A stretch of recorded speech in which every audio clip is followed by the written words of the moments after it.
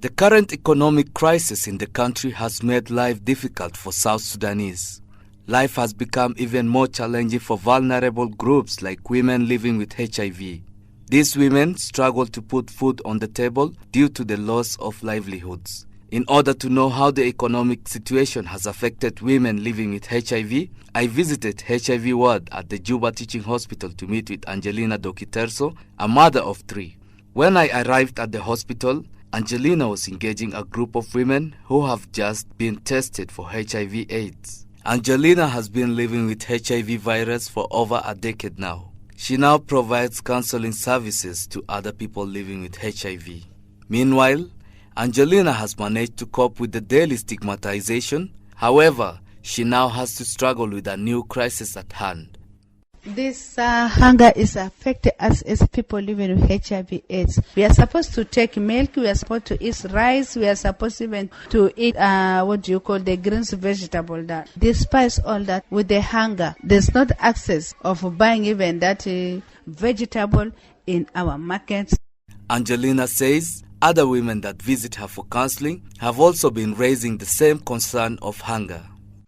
Women are complaining. People living with HIV are complaining a lot. Please do my services quickly. I want to go home because now I'm very hungry. There is a lot of complaint really and hunger. We don't know where to get food. We don't know where to get even how to help ourselves. But we are just strictly on the drug. We cannot leave this drug because this drug is also for the virus of HIV. You have to take it. Although there's no food, you have to take it like that. But it has an side effect on us, but we are continue taking it. It is still good for our body, but our problem is food. We are hungry right now. I'm talking, I did not take tea, I did not eat food.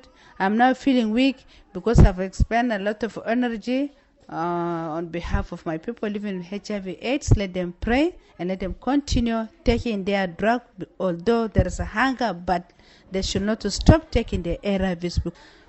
Meanwhile, the chairperson of People Living with HIV/AIDS Association in South Sudan, Lole Laila Lole, says food and nutrition support from WFP has not been effective in recent years.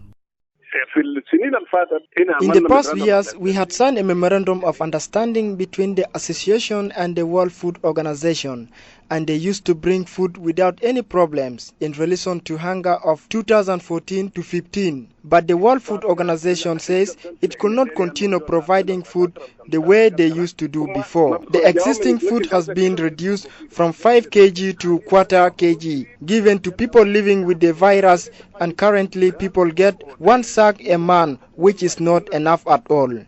The changes came directly from the World Food Organization that it cannot maintain food supplies to HIV carriers, and as the number of people in the world and South Sudan have increased, particularly in Juba. We were taught to carry out a vulnerable studies and to know the percentage of people in need of food. Meanwhile, Miholo Hiola, Program Officer for Nutrition HIV for the World Food Program in South Sudan, says WFP has been providing nutrition and food support to people living with HIV across South Sudan.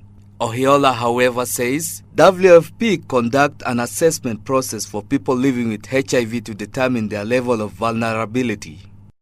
We have about 30,000 people which are being supported nationally, and over the past 2 years, WFP, we've worked on a new strategy in terms of how we are providing care and support to people living with HIV. And what I mean by that is we're providing them with nutrition-dense food, like food which is specifically designed for people living with HIV who have become malnourished and who are extremely vulnerable. So what we have done is that we have come up with a new policy and a new strategy which the government has been involved in, and who have supported this process along the way, and who have helped us with the validation of this.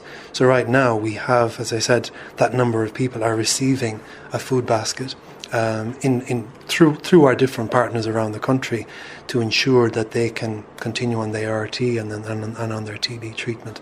That doesn't mean that everybody in the country with HIV and TB is receiving assistance. You have to remember that that people are living in different parts of the country where the access issues are different, where some of the areas necessarily don't have an ART clinic, for example. There are the parts of the country where there's a need, so people are not on the medication. So we can give them food. However, food without the treatment alone is really only a short-term measure. What we're trying to do is work with our partners who are providing the treatment and make sure that food is part of that package. Ohiola encouraged people living with HIV to continue taking their medicines.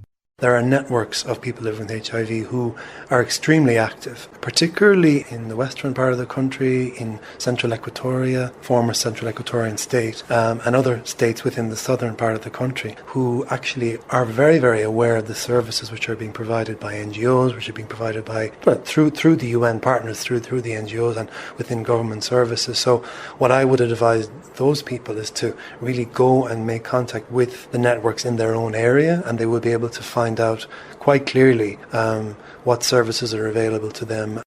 According to the County HIV/AIDS Progress Report by the South Sudan HIV Commission, no population-based survey has been conducted in South Sudan. The only availability data and prevalence of HIV/AIDS is from 2012. The adult HIV prevalence is estimated to be at 2.6%, which translates to over 170,000 people living with HIV in South Sudan. Reporting for Radio Bakita, I am Emmanuel Obeid.